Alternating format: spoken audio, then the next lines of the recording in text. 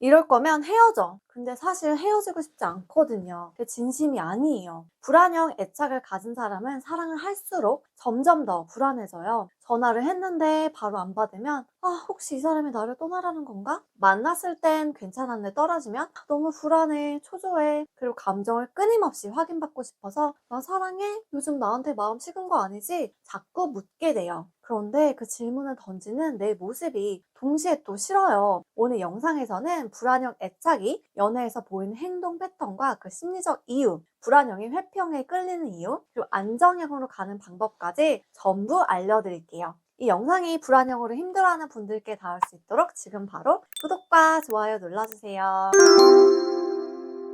안녕하세요. 무의식 마음치유 전문가 에밀리입니다. 불안형은 연애를 할수록 더 많은 불안을 느끼는 애착 유형이에요. 사랑을 나누고 있는데도 오히려 사랑받지 못할까봐 더 무서워지죠. 상대의 말투, 답장 속도, 전화 응답, 표정 하나에 다 예민하게 반응해요. 왜 오늘은 말투가 차갑지?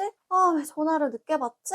내가 뭐 잘못했나? 혹시 이제 나한테 마음이 식은 걸까? 사랑받고 있는 순간에도 마음속 어딘가는 끊임없이 사랑을 잃을지도 모른다는 불안이 깔려 있습니다. 불안형 애착은 대부분 어릴 적 양육 경험에서 형성돼요. 특히 세 가지 경우에 불안형 애착이 형성됩니다. 첫째, 부모가 자신의 기분 따라 양육 태도가 달라졌어요. 하루는 아이가 울면 왜 울어? 괜찮아. 엄마가 있잖아. 라고 반응하고, 다른 날에도 똑같이 울면 또 울어?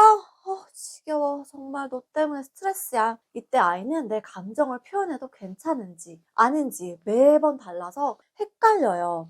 이때 사랑은 조건적이야 라는 신념이 형성되는데, 이때 형성되는 그 불안은 아주 깊고 무의식에 각인됩니다. 둘째, 부모가 감정 표현에 대해 비난을 하거나 무시하는 태도를 보이는 경우에요. 그깟 일로 짜증내지 마. 넌 왜 그렇게 유난이야? 남자애가 우는 거 아니야. 울면 바보지. 웃어야지. 누가 그런 표정 좋아해? 이때 아이는 내 감정은 틀렸고 감정을 표현하면 사랑받을 수 없어 라는 신념이 형성돼요. 이 신념은 성인이 된 후에도 감정을 솔직하게 말하지 못하고 상대가 날 싫어할까봐 늘 눈치를 보는 불안형 패턴으로 이어집니다. 셋째는 사랑의 조건화예요. 성적, 행동, 성과로 인정받은 경우인데요. 너는 왜 누나처럼 똑똑하지 못하니? 이 정도는 해야 엄마가 너한테 자랑스럽다고 하지. 넌 엄마 체면 생각 안 해? 동네 창피스러워. 이때 아이는 사랑은 내가 잘해야만 받을 수 있는 거구나. 그냥은 절대 안 되는 거구나. 라는 신념을 형성해요. 그래서 성인이 되어도 관계 안에서 안정감을 느끼기 어렵고 상대가 언제든 나를 떠날 수 있다는 공포를 갖게 됩니다. 그래서 불안형이 성인이 된 이후에도 연애에서는 자기 자신을 끊임없이 검열하고 계속 낮추게 돼요. 내가 더 노력해야 돼. 나 같은 사람이랑 있어주는 거면 더 고맙지. 넌 어떤 여자가 좋아? 어떤 남자가 좋아? 그에 맞게 나를 맞추려고 애를 쓰죠. 조금만 실수해도 버림받을까봐 걱정이 밀려와요. 아주 작은 갈등에서도 이제 나 싫어졌겠지? 내가 이렇게 행동해서 이제 날 떠날지도 몰라. 불안형은 감정을 직접 표현하는 것을 어려워해요. 그래서 돌려 말하거나 일부러 막 거리를 두거나 상대를 테스트하는 방식으로 표현합니다. 그래서 항의, 행동이라는 것으로 감정을 표현하는데요. 이런 거예요. 첫 번째는 연락을 끊거나 무시합니다.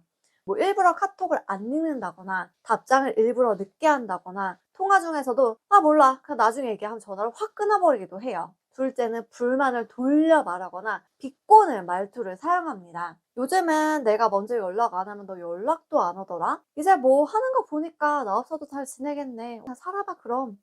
셋째, 사소한 갈등에도 극단적 반응을 보입니다. 이럴 거면 우리 그냥 헤어져. 너한테 나는 별로 중요한 사람도 아니잖아. 넌 나한테 애초에 관심도 없었어. 너 나 같은 사람 안 좋아했잖아. 이런 반응은 사랑을 놓고 싶어서가 아니라 놓치기 싫어서 나오는 반응이에요. 하지만 반복되면 상대는 지치고 거리를 두게 되죠. 그리고 불안형은 회피형에게 아주 강렬하게 끌리는데요. 결정적 두 가지 이유가 있어요. 그게 뭐냐면 첫째는 회피형의 차가움 속 안정감에 대한 환상 때문이에요. 그게 뭐냐면 불안형은 회피형을 볼 때 왜 회피형이 겉으로 이렇게 뭔가 봤을 때 되게 차분하고 이성적이잖아요. 그래서 뭔가 내가 기대고 싶은 존재처럼 느껴지는 거예요. 그런데 회피형은 그 감정을 억누르고 있을 뿐 진짜 안정형은 아니거든요. 그래서 불안형이 원하는 것을 사실은 회피형에 줄 수 없어요. 하지만 이걸 모르는 거예요. 불안형과 회피형은 전형적인 추격자 그리고 도망자 패턴이 형성되는 관계이기 때문에 안정적인 연애가 어렵습니다. 불안형은 회피형이 거리를 둘수록 막 더 매달리고 회피형은 매달릴수록 더 도망가니까요. 두 번째는 회피형이 주는 간헐적 보상 때문인데요. 회피형이라고 늘 차갑지는 않죠. 가끔 따뜻하게, 가끔 다정하게 대할 때가 있을 거잖아요. 그 순간 불안형은 강하게 살았다 라는 안도감을 느껴요.